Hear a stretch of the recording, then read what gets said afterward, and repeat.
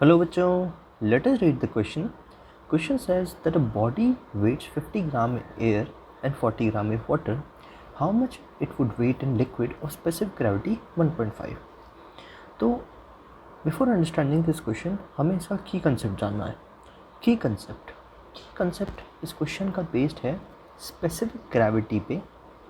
Specific gravity या जिसे हम रिलेटिव डेंसिटी भी बोलते हैं.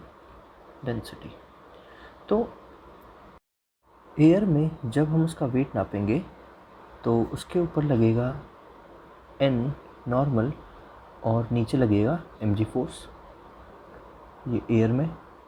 और जब हम इसी ऑब्जेक्ट को वाटर में ले जाएंगे, वाटर में इसका वेट नापेंगे तो वेइंग मशीन के द्वारा लगेगा नीचे mg ऑब्जेक्ट के द्वारा और ऊपर लगेगा नॉर्मल, और साथ ही साथ में एक थ्रस्ट फोर्स लगेगा, बाइंड फोर्स.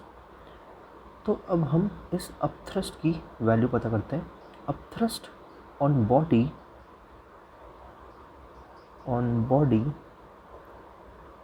इन वाटर तो इसकी वैल्यू आएगी weight in air minus weight in water जो हमें दे रखा है. तो वेट इन एयर क्या है 0.05 माइनस 0.04 ग्राम न्यूटन में है, ये ग्राम न्यूटन. तो ये आएगा 0.01 इंटू 10 जी की वैल्यू, तो ये आ जाएगा 0.1 न्यूटन.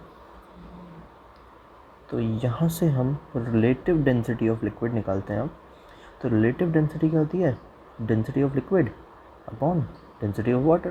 तो density of liquid upon density of water जो इक्वल है upthrust on body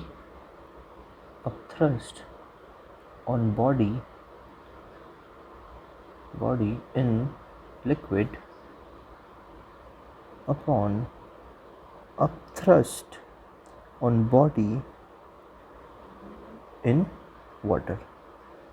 that is equals to, हमें क्वेश्चन में दे रखा है स्पेसिफिक ग्रेविटी या रिलेटिव डेंसिटी दैट इज 1.5, और अपथ्रस्ट ऑन बॉडी हम वाटर में निकाल चुके हैं दैट इज 0.1 न्यूटन.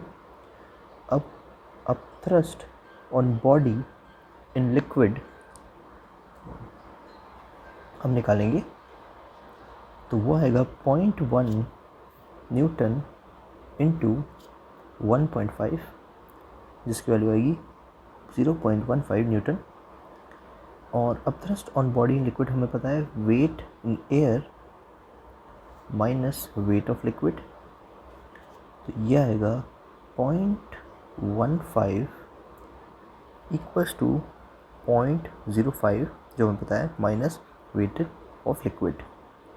तो यहाँ से वेट ऑफ लिक्विड की वैल्यू आ जाती है हमारे पास 0.35 न्यूटन. अब हम इसको कैलकुलेट करेंगे ग्राम में, तो मास आया 0.35/10, तो ये आया 0.035 किलोग्राम्स.